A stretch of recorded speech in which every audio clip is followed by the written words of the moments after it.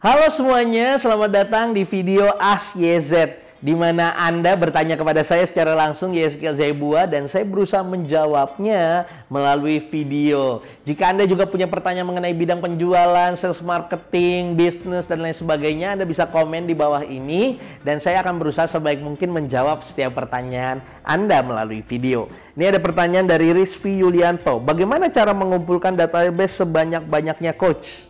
Wah, dia pengen dapat banyak database calon pelanggan. Yang pertama adalah bangun trust dulu. Pastikan orang percaya sama Anda.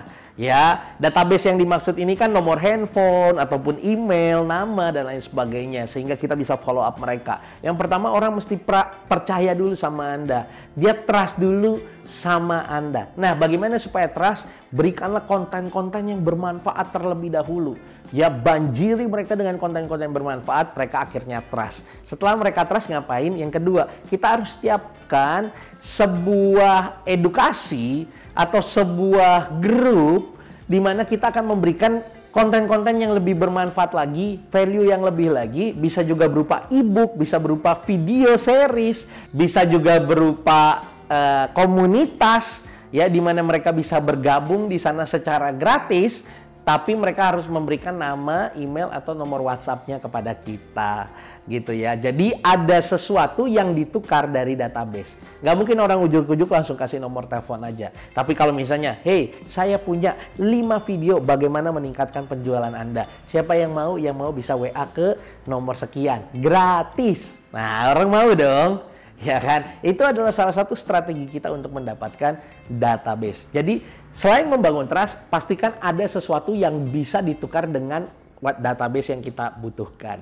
Gitu ya. Yang ketiga adalah kita harus terus follow up dengan memberikan edukasi yang positif kepada mereka. Sehingga mereka senang dan nggak hanya sekedar jualan aja.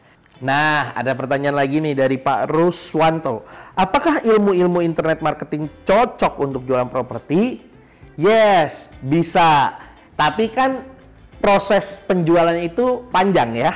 Ya, kalau misalnya jualan baju mungkin cepat, dalam artian begini. Ketika kita mau beli baju A, kita udah lihat gambarnya, kita suka, mungkin orang bisa langsung transfer secara online, nggak perlu ketemu langsung, dan akhirnya barangnya dikirim. Betul ya? Tapi proses di properti kan cukup panjang. Nah, yang bisa internet marketing lakukan adalah mencari atau kita mencari orang-orang yang punya minat. Ya, yang punya minat untuk membeli properti di tempat kita. Minat aja dulu. Ya. Jadi yang kira-kira mereka tertarik gitu. Yang bisa kita ganti biasanya yang kita lakukan secara offline itu kan canvassing. Kita canvassing, sebar flyer, betul kan ya? Lalu berharap dia nelpon kita, dapat nomor telepon. Nah, hal-hal canvassing atau proses kita prospecting itu bisa digantikan dengan internet. Ya, tapi dari internet gak berhenti sampai di situ. Gak berarti karena Anda WhatsAppin dia luas tanahnya, lokasinya di mana, kita share log dan tiba-tiba dia langsung bayar aja 1 miliar ke kita. Enggak, ya. Tapi setelah kita melakukan strategi online, kita dapat nomornya mereka, kita harus tetap ajak mereka untuk melakukan aktivasi offline. Caranya gimana? Yuk cek lokasi yuk. Jadi online berguna untuk dapetin lead aja, dapetin database calon pelanggan. Selebihnya kita ajak dia untuk melakukan kunjungan offline.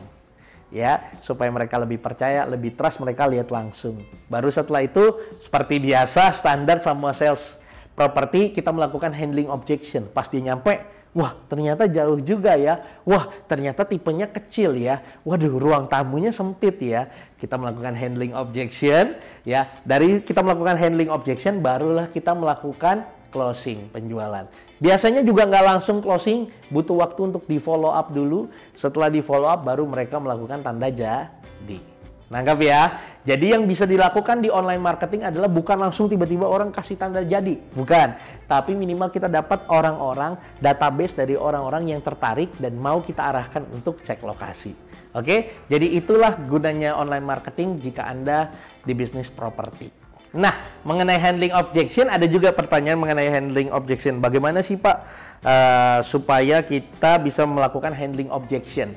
Handling objection itu apa sih? Mengatasi keberatan-keberatan pelanggan. Ketika pelanggan udah ketemu sama kita, gitu ya, biasanya secara offline, lalu kita tawarkan sebuah produk, dia mulai ngomong, misalnya, kemahalan, aduh saya belum butuh, ya, aduh nanti dulu deh, saya tanya suami dulu, tanya istri dulu. Itu kan sering terjadi, betul kan? Di dunia online pun sama, itu sering terjadi. Nah, sebenarnya strateginya seperti apa? Pada dasarnya kalau Anda sudah bertahun-tahun di dunia sales, Anda akan tahu persis bahwa handling objection atau objection orang itu isinya sama-sama aja. Yang pertama kemahalan.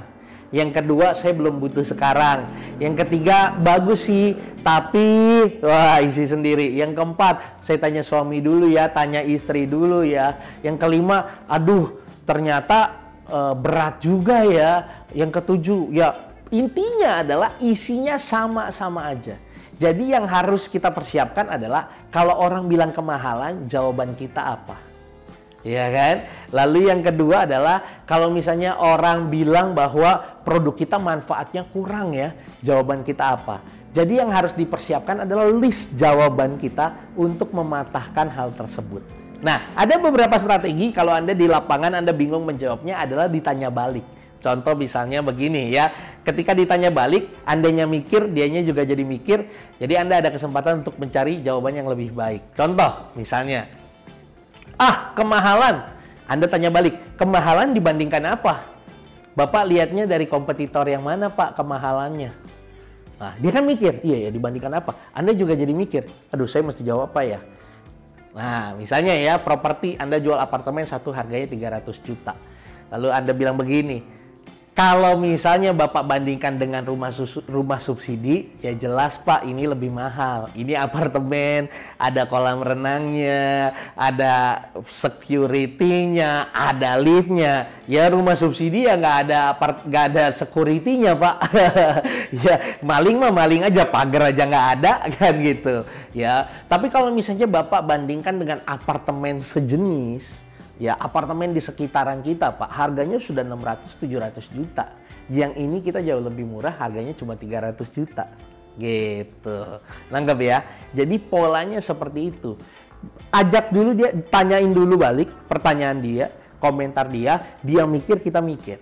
Oke, itu cara paling simpel yang bisa Anda lakukan. Nah, kalaupun misalnya Anda nggak bisa jawab handling objection-nya, apa yang harus Anda lakukan? Sederhana. Yang bisa Anda lakukan adalah Anda katakan begini, wah pertanyaan Bapak bagus sekali. Nanti coba saya tanyakan kepada atasan saya, Bapak nomor handphonenya berapa? Besok saya langsung kasih jawaban ke Bapak. Nangkep ya? Dibanding kita jawab asal-asalan. Contoh misalnya begini, ini rumahnya ya tingginya berapa meter ya? Sedangkan Anda nggak tahu. Anda kira-kira 2 apa 3 meter ya? Lalu customer Anda bilang, enggak, ini mah bisa 7 meter. Ngapain nih ketinggian? Nah, Anda jangan, enggak sih saya tahu 2-3 meter. Nah, enggak gitu. Anda bilang gini, oke Pak, pertanyaan Bapak bagus sekali. Coba saya tanya lagi langsung ke orang konstruksi ya. Kira-kira dia bangunnya berapa meter? Secara presisinya berapa? Saya minta nomor handphone Bapak, nanti saya kasih tahu.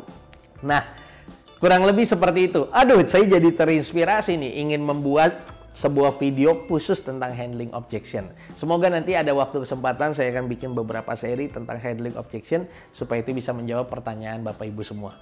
Semoga menjawab ya, sukses terus untuk kita semua.